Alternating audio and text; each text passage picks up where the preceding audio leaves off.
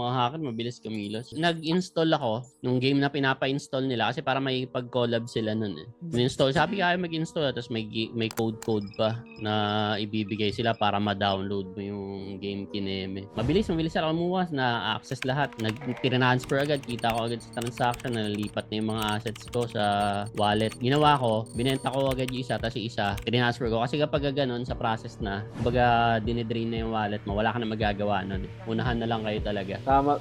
Sobrang hirap pa naman na i-detect yung mga crypto wallets.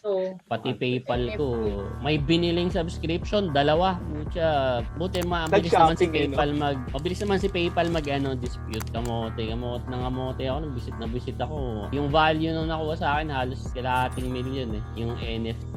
Yung value ng NFT hindi siya cash Baga pag binenta mo yung Ang laki NFT pala, coach, no?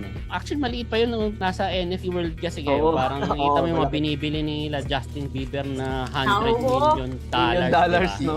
Search na NFT kung ano ang NFT.